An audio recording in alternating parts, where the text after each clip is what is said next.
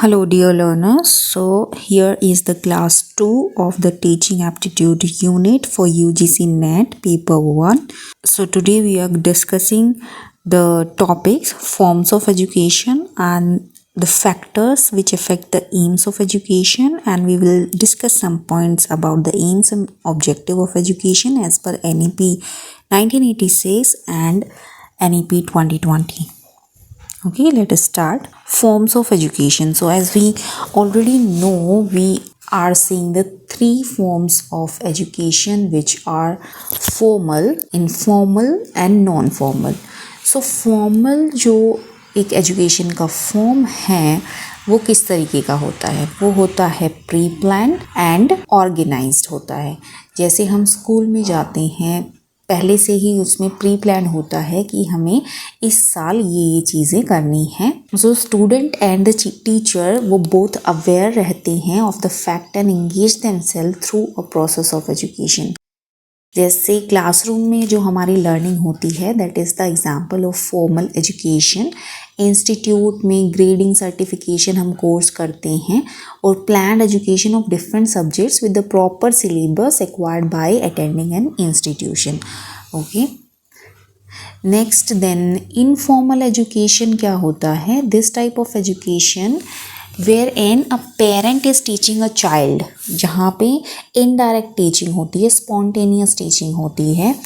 And जैसे parents अपने बच्चों को सिखा देते हैं बियॉन्ड द एकेडमिक्स, लाइक खाना बनाना सिखाना, बाईसाइकिल राइड करना सिखाना। So this will come in the informal form of education.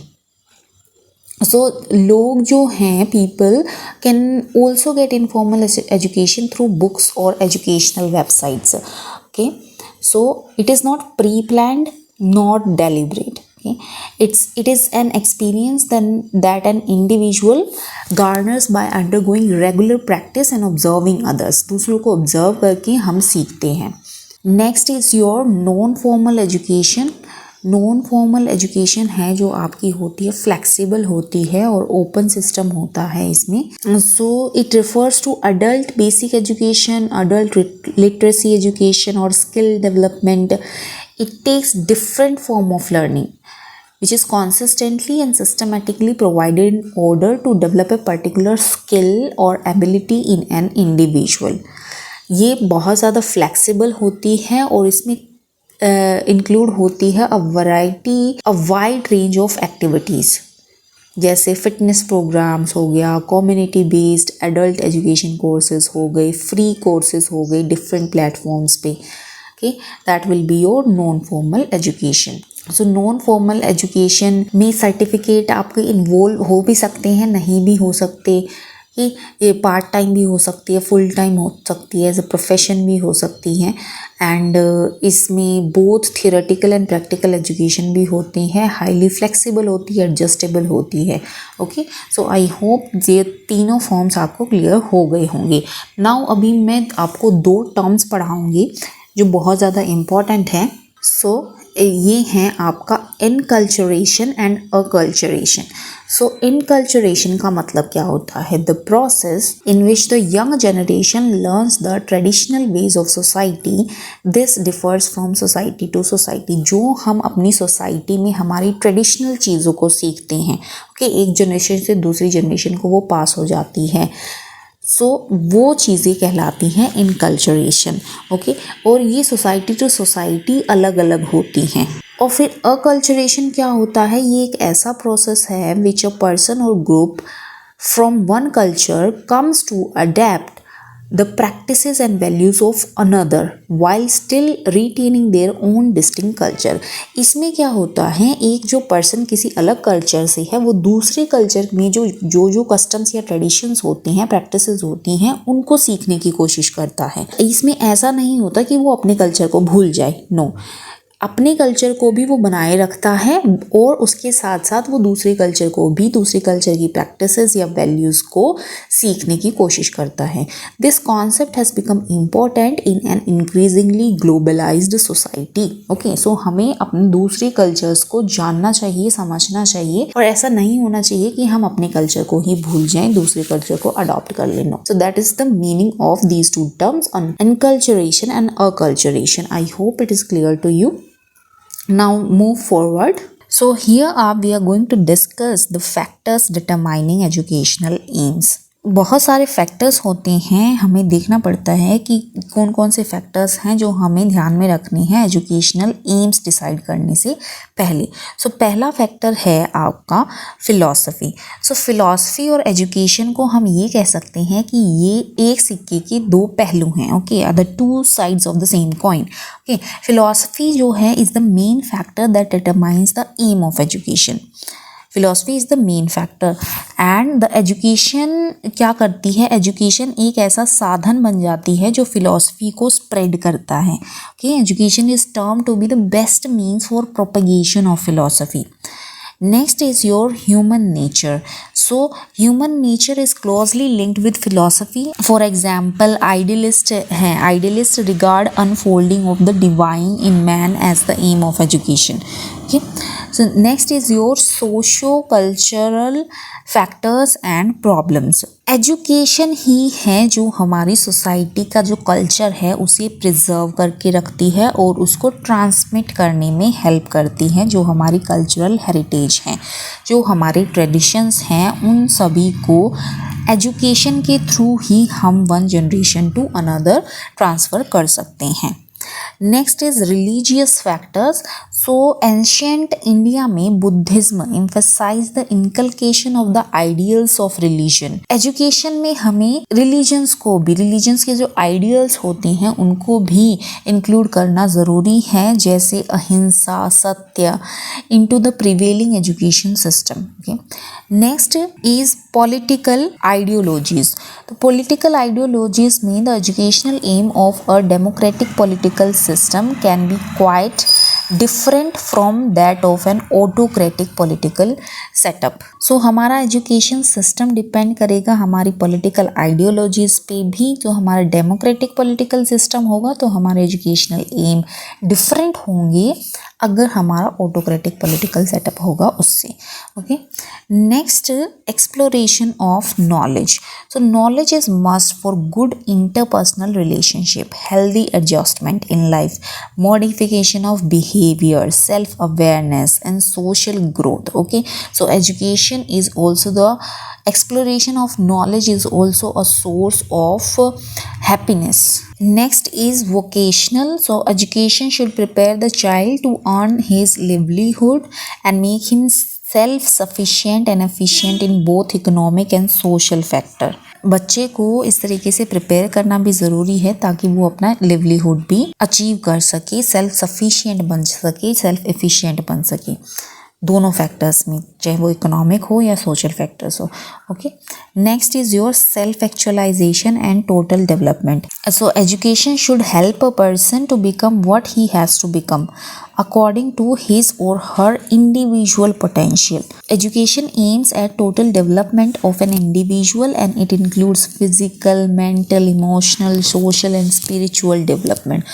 So हम बात करते हैं टोटल डेवलपमेंट की, तो ऑल राउंड डेवलपमेंट। तो हमें सभी सारे डेवलपमेंट्स के जो डोमेन्स हैं उनको ध्यान में रखना है। Next is harmonious development. So Mahatma Gandhi emphasized the aim of education very much when he said, by education we mean an all-round drawing out of the best in child and man, body, mind and spirit. और इसमें भी harmonious development is the developing the child in an all-round drawings. सर्व विकास।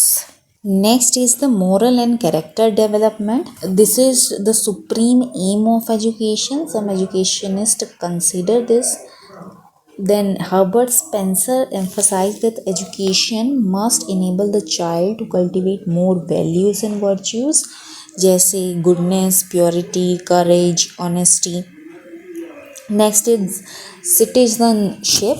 So as a member of the society, a student should be conscious about his or her duties, functions and obligations towards society. Then only he is going to become the good citizen of our nation.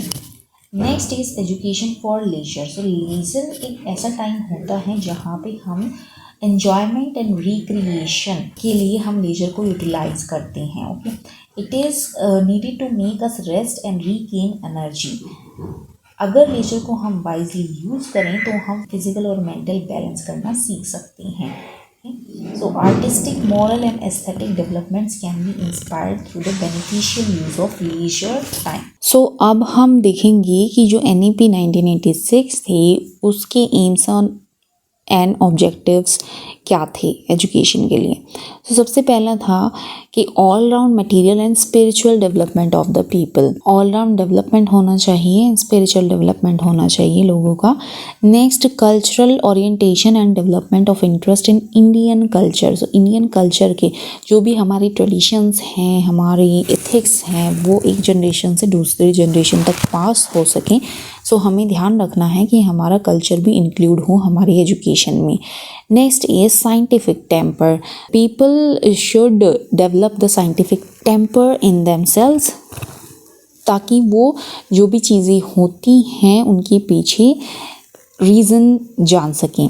Next, national cohesion. National हम कह सकते हैं integration के बारे में हम बात करते हैं ताकि हम यूनिटी को डेवलप कर सकें in our students.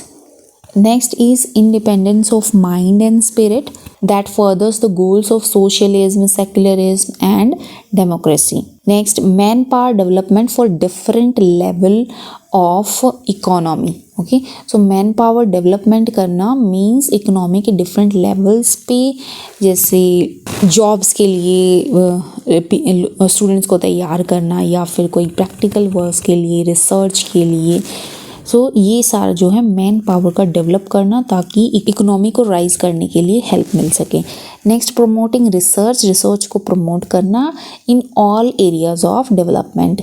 Next is education for quality. Quality education provide करना. ओके, सो ये थी NEP 1986. लेकिन आपने NEP 2020 भी पढ़ी होगी. उसमें जो इम्पोर्टेंट पॉइंट्स हैं, जैसे मैं आपको 2 वर्ड्स बताती हूँ, अगर आपने पढ़ा हो स्टार्टिंग में ही आते हैं. उसमें फोकस किया गया है इक्विटी एंड इंक्लूजन को. सो मैं आपके लिए पॉइंट्स लेके भी आई हूँ यहाँ पे. तो चलिए देख लेते हैं NEP के जो प्रिंसिपल्स हैं वो मेनली किन किन चीज़ों पे फोकस कर रही हैं.